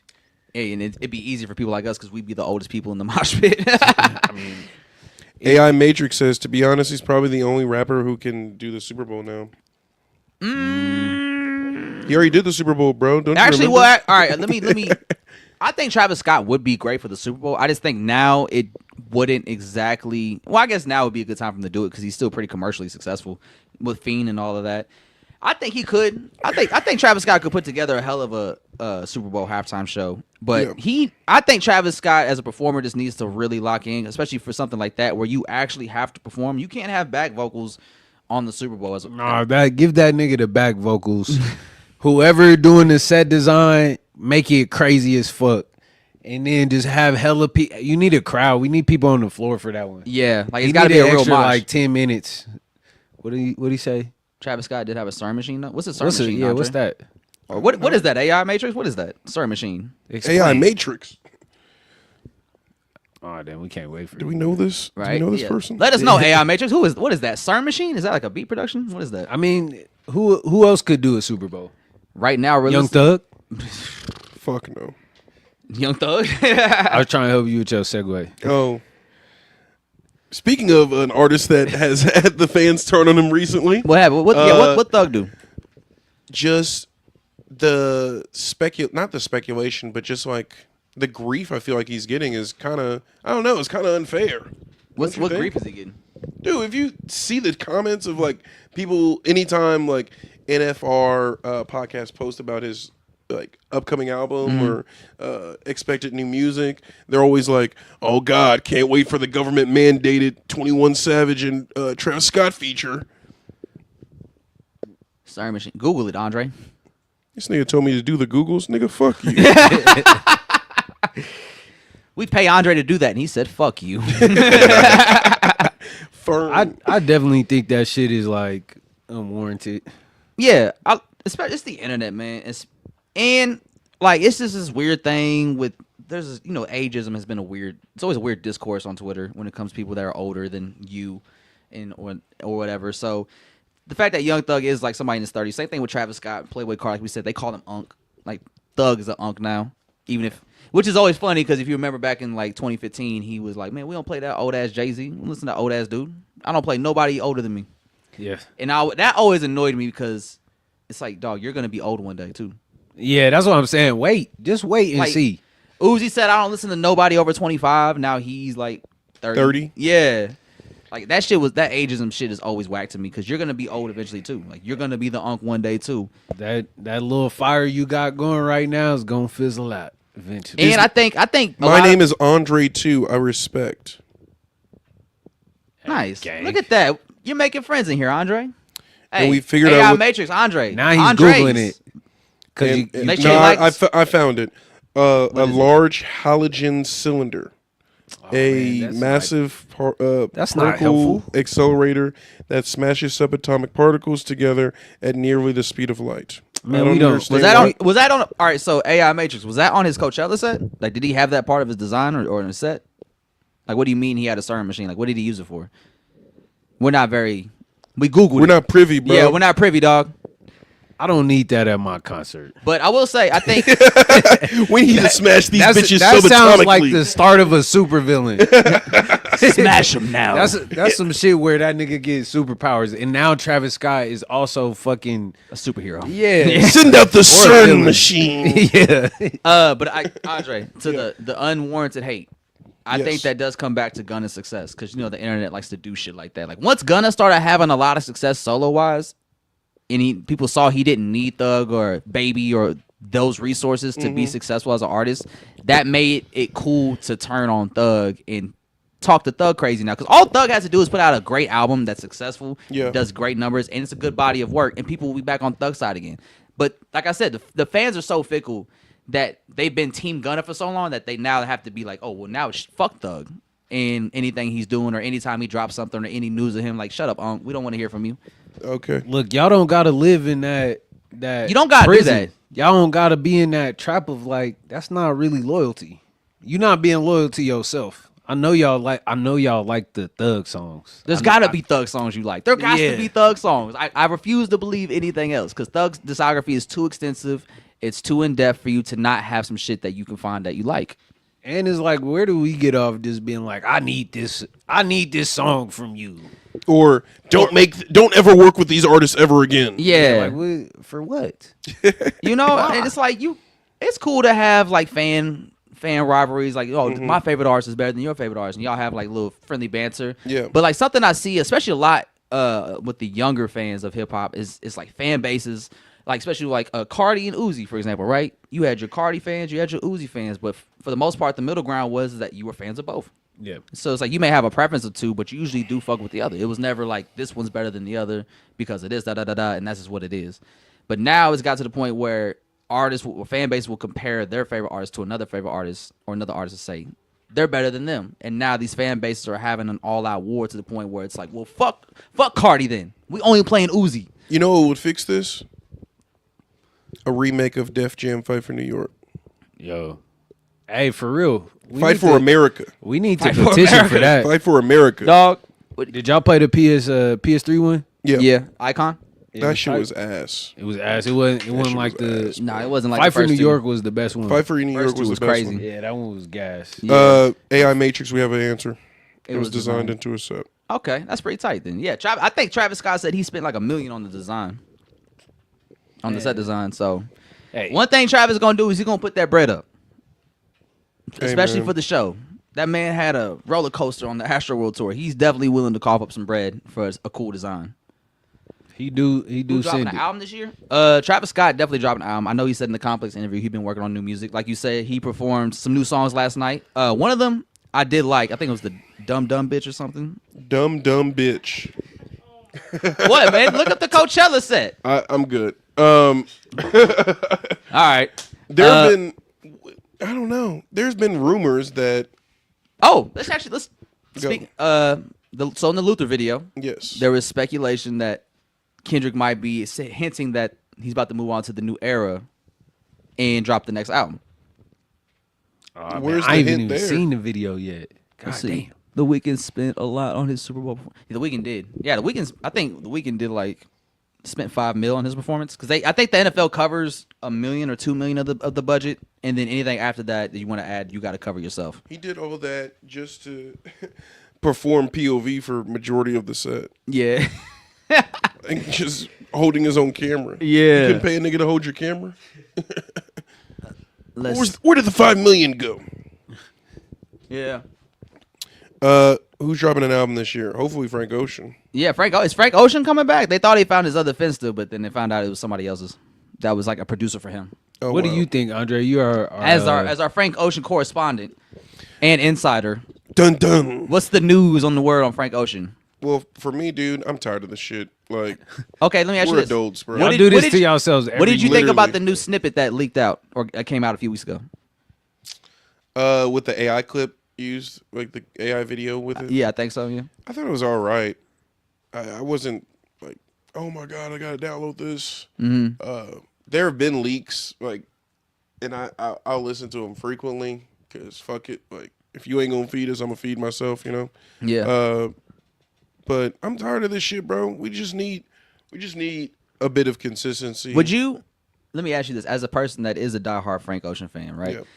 Would you be happier or just be a lot better with the fact if he just came out and said, "Hey, y'all, I'm not doing another album again," Yeah. as opposed to this thing where like, he might do it, he might not. Hey man, I like endings. So if you don't want to make music no more, don't, lead with that. It's funny. We were talking about how like low key Frank Ocean is like the D'Angelo of our generation in terms of just like he's a mysterious figure. This nigga's an avatar, bro. Like sometimes he'll drop an album out of nowhere. Sometimes might he'll just not. be backup vocals for somebody. Yeah, randomly that you just uncredited. I think I heard Frank. I thought it was Frank. I was going crazy during cornucopia, bro. Yeah, Bro, you were did looking hear it? for him, weren't you? Did you hear it? You were looking for him, weren't It you? wasn't It's even gotta him. be him. It was Daniel Caesar. Look, It was that's Daniel Caesar. Daniel Caesar's big tooth ass. You think he can whistle really good with that fucking? Never mind. There's no way. Have you ever tried to whistle with a gap? I've never had a gap. Then you don't know. I've never talked to somebody about it who had one. I still can't whistle. You can't do the 42 Doug whistle? Nah. Don't put this on the camera on me. Expose him! Expose him! Hey, AI Matrix. I can't He's 30 years whistle. old and he can't whistle. AI Matrix said Lupe Fiasco maybe. Hey, I like the fact that you was. I saw you was doing homework when you was watching us, and you just dropped Lupe Fiasco. So that means you young and you tapped in. I fuck with that. Man, I fuck with that, Andre. Man, the coochies can't get dry enough. Hey, yo, what? That's crazy. He talking about Lupe. Yeah, I know. Hey, bro. And you say the coochie's getting dry? Have you not heard Sunshine? He said, "I have a crooked tooth and can whistle." Look at that. Don't let They your can't inability get to whistle dry hold you enough, back, bro. brother. If he has a crooked tooth and he can whistle, you can too. Don't let it stop you. Think about that.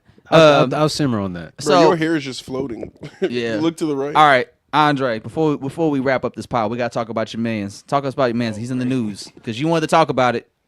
I have to talk about it? Yo, I mean, you wanted to bring it. You wanted to talk about it. Well, Joe, I can't read, so I'm going to need your help on this. Sebastian, can we one pull of up the your link brethren. in the... Yeah. I think it's the first one that I sent. Oh, yeah, we got to talk about the list. Do we Oh yeah, wanna let's do talk the about list that? first. We'll do the list first. Okay. Okay, we'll end with that. Well, okay. oh, yeah, we'll end with that. All right, because we got AI Matrix. We don't want to put you through some local news while you here. Unless you're from Kansas City. Yeah, if you're from Kansas City, then bet. But Subscribe if you're from here. yeah, like, subscribe, and comment, man. Fuck with us, Matrix. We do this every Sunday. If you're not from Kansas City, you should also subscribe. Yeah. So B Dot put out another list, and like last podcast, he put out his top 10 features ever, and this list he put out the top 10 posse cuts. So as you see on the screen, this is the top 10 posse cuts he put together. He got the Symphony, which is an old Marley Marl posse cut from the 80s. Big deal because they had the who's who of that time on it. You got Scenario at number 9 by Tribe Called Quest. Hey, Hey, what up, gang? Massachusetts, man. Fuck the Celtics, but I'm glad you fucking with us. Man, Number 8, we got 24 Hours to Live by Mace. Not too mad at that. Number 7, 4321 by LL Cool J. Number 6, I Shot Ya, LL Cool J. Number 5, we got Bling Bling, Cash Money. Number 4, International Players Anthem, Outkast UGK. y'all be beating the fuck out that horse, man. Number 3, Banned from TV, which is an old Noriega, Big Pun, Cameron, and somebody, Nature, he was on there. Number 2, Flavor in Your Ear remix, Craig Mack. Perfect. And number 1, All About the Benjamins. Now, if you look at the bottom left, you see these are all based of musicality, impact, relevancy, etc. And honestly, yo, B Dot, I gotta be honest with you, man. Last 2 lists, including this one, been pretty A1, I must say. And when you take into the fact of the criteria, the musicality, impact, relevancy, this is pretty accurate, I would say. The only one I really wouldn't agree with is the Symphony, but that's just a little bit before my time. But I do understand the magnitude of the posse cut it was during this time of the 80s. But like looking at it, I think I might have Scenario ranked a little bit higher than 24 Hours to Live or even the I Shot You remix. But that's where the famous, Illuminati Want My Mind, Soul, and My Body soundbite came from. Prodigy said that on that remix. I think I couldn't put the Scenario any higher than 6 because after that we're just talking classics now. Bling Bling, International Players Anthem, Banned from TV. Both of those songs are probably high up because of their features that are on there with Nature and Andre 3000. Flavor in Your Ear, that was a huge moment with Biggie. And All About the Benjamins, another great posse cut. Man, this is smooth. This is actually... I mean, honestly, this is a very hip-hop purist list. But it's one that I'm pretty okay with, really. Like, I'm not really upset that any of these songs are on there. The one posse cut I said I would have put on there is like the Walk It Out remix or Throw Some D's remix. We count those? Yeah. Well, I guess it's remixes. But on see, there. but I think this is also this also does a great job of showing you how music has changed over the years, right? Because we came up during the time. A lot of these songs came out during times where posse cuts were singles. Yeah.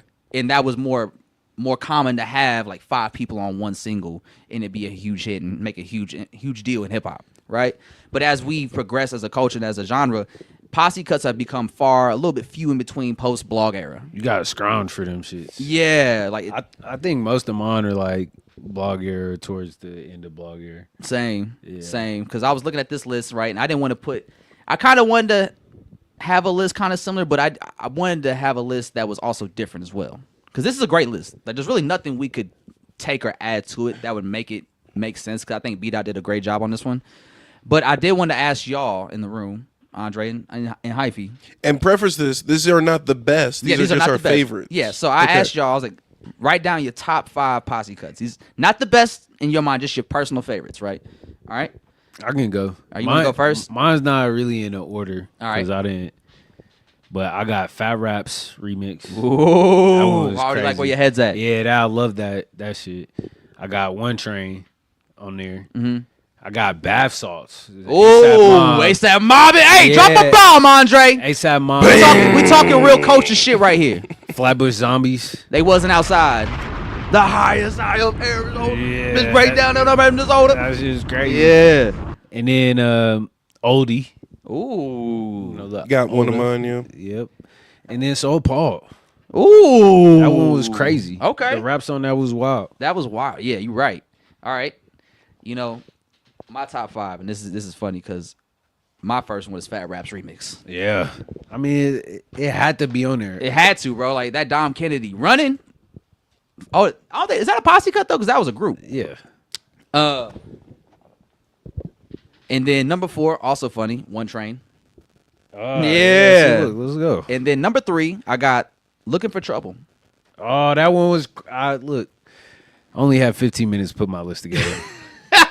Hey, Soul Paul's a good one though. No, I thought about putting that on there. I still remember hearing that, and this before Friday Night Lights. Mm-hmm. So this is on the come up, right? No, that was Soul Paul or no, Looking for Trouble. Looking for Trouble. No, that was the Good Friday series. Oh shit, I'm thinking of something else. But it was on Friday Night Lights as a bonus track. Yeah. Mhm. Okay, Yeah. so that's where I remember hearing it. Hey, fun fact for you guys that saw at Dreamville. You're naming groups, Andre. You're naming groups. Fun fact, at Dreamville Fest, Cole did do the Looking for Trouble verse. Word. And it was cool, but it didn't have that same tenacity that it had on the original, so it was kind of a bummer. You know, he said, never Joe. say I'm better than Hov, but I'm the closest one. It's like, you don't believe it no more. Joe, what is a posse cut for motherfuckers who maybe Posse not? cut is just like a song that has a random assortment of artists on it, right? So, for example, like the reason Farside or Flatbush Zombies wouldn't fall under a posse cut is because they're in a group. Yeah. So it's not like a posse. They're named. Yeah, they're named together. So a posse would be like, so for example, 4 3 2 1, right? It's LL Cool J, DMX, Method Man, and Redman. They're not in a group or nothing. So it's just 4 artists getting on the song together. And it's A usually posse. a one-off. Yeah, this one verse. Yeah, one off. It's not like a reoccurring thing. Yeah. Yeah. So let's see. We had Looking for Trouble number 3. Number 2, I got Vice City, TDE. Okay. Oh Yeah. Okay. And then number 1, I had All About the Benjamins because that is just a perfect posse cut to me. But I had an honorable mention I wanted to get off. Pinata, Freddie Gibbs. I thought about putting that one on my list too. I love it because you just hear Mac Miller going Super Saiyan At the very end. I love that shit. Oh, I Doyle love that rules. shit. Yeah, and my niggas Okay. proceeded to go crazy. There you go. Sacrifices, right? That's a good one because that's a posse cut because it had what? It had Saba on it and what? Earth Gang, J. Cole, Earth Gang, yeah, J. Cole. Saba. Yeah. Yeah, I would say that's a posse cut. That's a good posse cut. All right, so that's our 5, Andre. What's on your 5? Okay, so I'm gonna take off oldie, and I will replace it with Bedrock. You trolling? Y'all don't like Bedrock? All right, now niggas too good for Bedrock. All right. Hey, wait. Uh, No one's too good. No for one's it. too good. We're talking greatest posse cuts. Bedrock Your- is- no. Oh, your We're favorite. not. You're right. We're Favorite. not. That's why I had to ask. You see We're this bullshit loophole he just found? we're not talking about the It greatest. is his favorites. So we can't. We're not talking about objectives. All of a sudden, Bedrock got mentioned with all the shit we just mentioned. Man. Go ahead, Andre. Cook though. Shot you down, Isaiah Rashad. remix. Oh, drop a bomb for that one. Drop Come a on, bomb man. for that one. Hey, I like where your head's at, Nelso. Hey, drop your drop. Hit your drop. Okay. What's up, Nelso? Go ahead. I also have Only You Bad Boy remix. Oh, wait, hold on. By 112 112? and Biggie Yeah. and Mace? Yeah. Drop What's another up, bomb for him. Nelso? You cooking right now. And then I have Mo Jams. That was Concrete Boys posse cut. So basically, it's Mono. I think his name is Mono. It's Mono's song. But it has Yachty, Caribou, and then there's another guy who rocks with Concrete who's not in the Concrete Boys like collective, and I think one other person. So about 4 people. Yeah. It remixes the late at night a slow down. But the posse cut's only on YouTube now because Caribou left The Concrete Fallout and Boys, whatnot. yeah. And then my last one is Hair Salon Dreamville featuring Cause. Hold on. G Persico and Reason. Persico? G Perico? G Perico. Okay, yeah. There, Oh, actually, another good posse cut that I want to give some love to is Light Work by the Cool Kids, JID and Black from Okay. Before Shit Got Weird, which was the album they put out, I believe, in 2022, 2023. Yeah. So it's pretty recent, but that was a great posse cut, very underrated. So salute to Chuck English and the Cool Kids for pulling that one off, man. That was a nice look. But I do enjoy a good posse cut, but I think a lot as we go forward. Ooh, Coke and White Bitches, another great posse cut. Coke, drop a bomb for that one, Andre. Come on now, talk to me. Same project as Bap Sauce, right? Yep, same project. Like that was a great posse cut, and I think going forward, we not gonna have as many impactful posse cuts like the ones that are on that list. Dude, because Smuckers is low key a posse cut. no, it's like a Low trio. key. It's trio. So you need Like three probably or more more. than three people. Yeah. I agree. More than Okay. 3. All right. But like I said, I think going forward, we won't see posse cuts that are as impactful or as big of a hits as the ones that B-Dot had on his list because most posse cuts aren't singles no more. They're not made to be singles. The radio's not built to have posse cuts as singles no more. So I don't think we'll really get that going forward. But we still got some good shit that's come out in the last 10 years that I'm pretty excited that we were there to witness for. Like Motorsport's kind of a posse cut low key Yeah.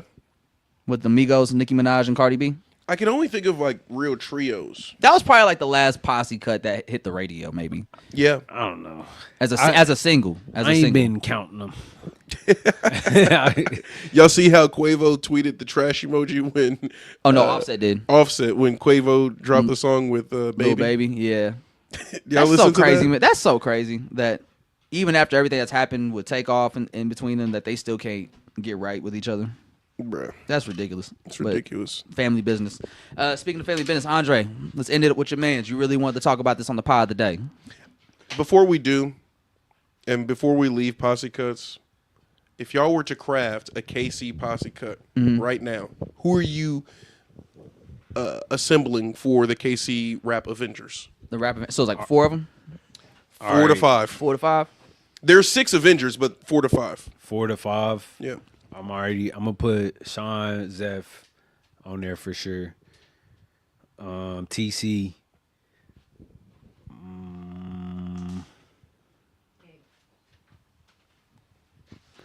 Yeah, fuck it. Throw Gabe on there too. Okay. That's what's that for? Yeah. I don't even know who to pick for the last one. Shay Lyric. Ooh, All right. okay, nice. Okay. Joe. Yeah, I'll go Sean, Zeph, Ty. I'll put Doms in there too, Chris Doms. I'll put Gabe in there. I'm going Mac Infinity. Hey! Yeah, don't choice. sleep on Mac. Don't sleep on Mac now. I'm going Mac Infinity, Shun and Dame. That's 3. That's 3. They already got a song out. All 3 of them? No, I'm kidding. I know Dame has a song on Mac's new album, Yes. but I'm trying to think of, because I don't want it to be a sausage party, but I'm trying to also think of people who've played off well with each other.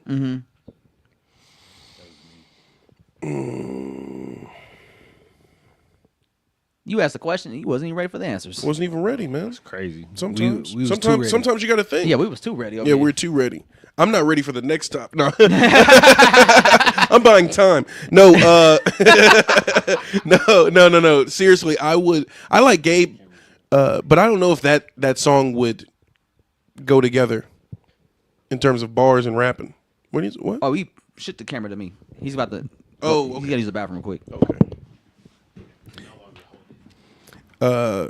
Last person I'm gonna throw in there, I would probably say. Did I say Dom Chronicles? No. I Dom don't believe so. Chronicles. Okay. I'll throw him in there. Okay. That's a Yeah. good lineup. Because like he'll set the beat, set the tone, Mm-hmm. and then I feel like you could throw any beat at Mac and he'll go crazy. Yeah, he's been on a great run so far. Get Gabe for the melodies. Mm-hmm. Let's do it. To be fire KC track. Let's do it. Yeah. Speaking of KC tracks, Woo! Talk about your man's Andre. man, Man took that shit to the big house. Mr. Kansas City himself, The one and only. man, Hartzell filed legal paperwork against your man's Joe. He's suing your man in your city. So can we get this on the screen, Sebastian, real quick? As the voice of Kansas City, I gotta say I am appalled at the news. We're just gonna keep it at 1 and then just like right there. Right there? Yeah. Okay, bet. Yes. Hartzell Gray, the famous radio personality from Kansas City, is suing the city and the mayor of Kansas City, Mayor Lucas. Yes. For Quentin Lucas. Quentin Lucas for First Amendment violations by saying that Quentin Lucas and his aides had a role in getting him fired from KCUR and reducing his job opportunities because he's been protesting and he's been very vocal against Mayor Lucas and his tenure as mayor in Kansas City, right? Yeah. Yeah. So My bad. There's a lot. What's happening? So yeah, he took him to court. Filed a lawsuit. Andre, Yeah, I how do you think- feel about this? I think it's a motion. I don't think it's in court yet. Oh, it's not in court yet? No. Yeah, there it is. Yesterday. Can you read that? Oh, yeah. Pull it up, Sebastian. Yesterday, April 9, 2023, Hartzell W. D. Gray III, filed a lawsuit against the city of Kansas City, Missouri, and Morgan said, that's the name, and Morgan said, the former chief of staff to Mayor Quentin Lucas, specifically Mr. Gray, brought a First Amendment retaliation claim against the city.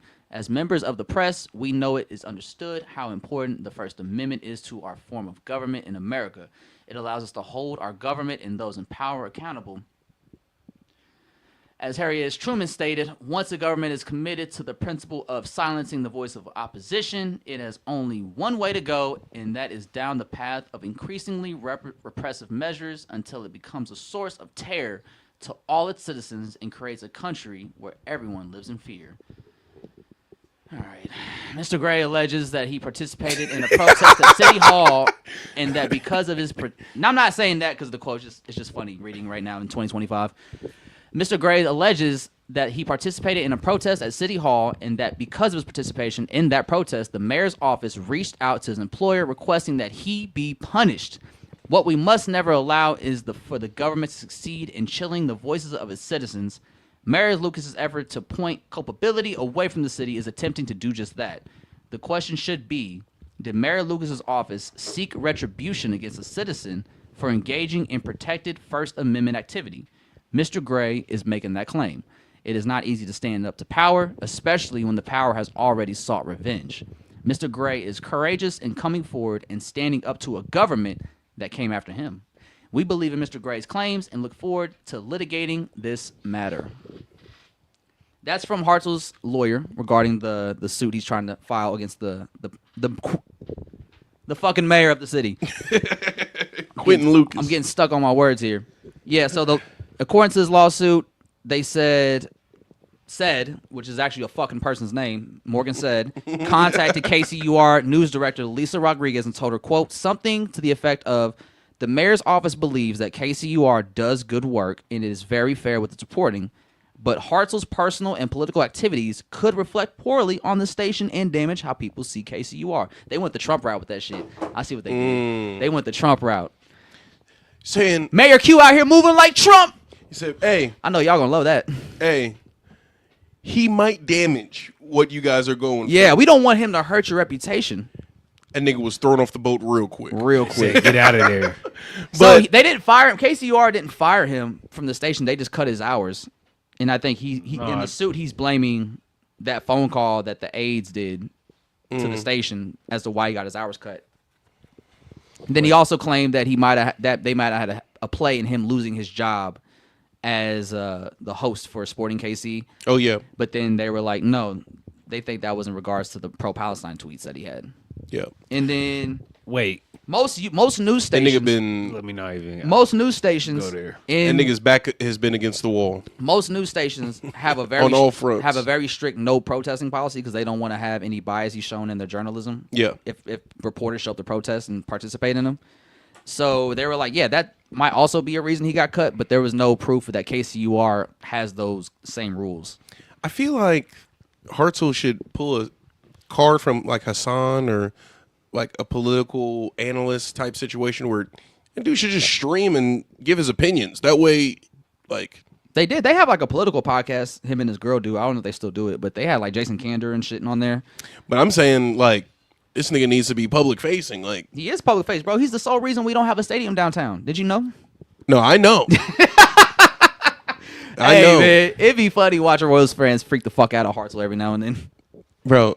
Like my group chat, they'll just be like, they were like, every time I think of Hartzell, I think about how he fucked up the fucking Royal Stadium for That's us. what. Oh my gosh, bro. He most hated in the city right now. Then Oh yeah. He ever since the stadium shit, he been hating the stadium shit. What they call that? Most wanted, or what would it be? Most hated, Casey's most hated, most wanted, infamous. Yeah. most infamous. He's Most definitely the infamous, most 'cause infamous.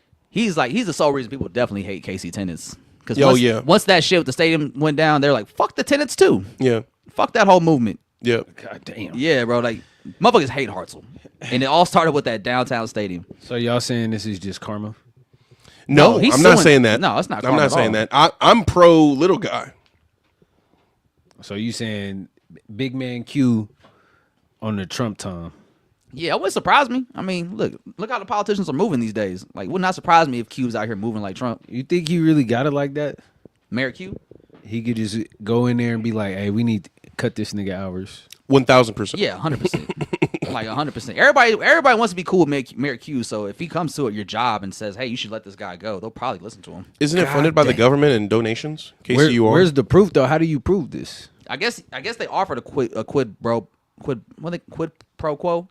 Yeah, To settle it quietly. yeah. So they offer some bread up to him then? Yeah, like the Kansas City Star has an article about it. They mentioned that how he was offered a quid pro quo. Oh, some hush money. God damn. Yeah. Yeah, so, they're definitely trying to get that nigga out of here. Yeah. What if Hartzell just needs to move? Like, That's so crazy for a guy that has built his whole career about just loving Kansas City. Motherfuckers hate him in Kansas City. Yeah, And city's changed. niggas. I mean, Motherfuckers hate me, so city changes. people don't hate you, Joe. You're right. Remember that, bitch. Okay. Not you, Andre. And on that, it's time to announce the MVP of the pod. Fucking Sebastian. Come on, man. Sebastian once again, round of applause. We're at an hour and 40. Hey, Paris is in the chat. What up, Paris? What up, gang? What's happening, man? Yeah, so Actually, let me ask you this, Andre, before we go. Do you think your man has a chance in this lawsuit against Mary Q in the city? Because I think it seems like it's something that actually could be. If they have proof that they tried to silence him, if they have proof that they made a conscious effort to single him out and say, hey, this person is damaging your brand or whatever, and it could lead to other things and allude to mischievous avenues, then yeah, I think he has a case, and I think he win. I hope he wins if he does. Like that'd be a big win. I think we should always challenge power, especially when it gets too out of hand. So, yeah, exactly. Drop a message to that. Message. Yeah. Yeah. Even though I'm not Hartzell's biggest fan because of the stadium. I know. Because of the stadium. Y'all not letting that one go with Hartzell. It'll be fine. Like it's big money versus little money. You know what I'm saying? Let's put it like this: the city will let the Royals go before y'all let that go with Hartzell. What?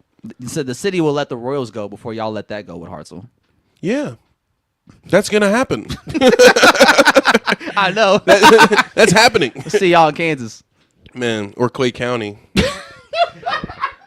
Look how Hey, Alex's put the Royals in Clay look County. How Alex's face lit up. Hey. Like, Put the Royals in Clay County. I dare y'all. Northland, baby. I dare Down the the city. I'm daring the city to do that. Man. Make my fucking year. Dude, That should be hilarious. they should just put it in Crown Center, bro. And they don't have to rebrand nothing. Blow up them fucking office buildings that no one's using. And we should just, get it popping there. Why not? Makes too much sense, Andre. They can't do that. They have to put it somewhere where nobody wants it to be there. So they can say, well, I guess we can't do it. I guess we got the tax breaks. All right, so MVP of the podcast. Who we saying, y'all? Sebastian. It's Sebastian. All right, just want to make sure we knew what it was. Yeah. All right. All right, y'all. I guess until episode next week. 122. It's 122, right? Actually, yeah. So what next pod we'll have Cushion OJ2 out. Oh, Because it'll be fourth. Actually, I don't know if we'll be able to pod. We'll probably have to pod later 420. because It's it'll be too. Easter too. So we might have to pod a little earlier or later. oh, damn. We're going to be in Minneapolis. Oh For shit! Easter? Are Yeah. you're not from Minneapolis? Are you, Savannah? Okay. No. You're making her do that? Making? I don't make or not let or do any of that. She's free to do whatever. Bro, literally. Literally. Yeah, he's forcing me to go. Blinking in the corner, All like right, yeah. trying to do some Morse Help Morse me. code. Hey, get out! No, until next time, Joe, right? Until what? Until next time. Until whenever that may be. Until next time. We are the Yada Yada Podcast. I am Joe Cornejo. This is Black Hyphy. That is Nelso. That is River. That's Sav. And of course, the MVP of the pod himself, Sebastian! Until next time, y'all, we are the Yada Yada Podcast. We out.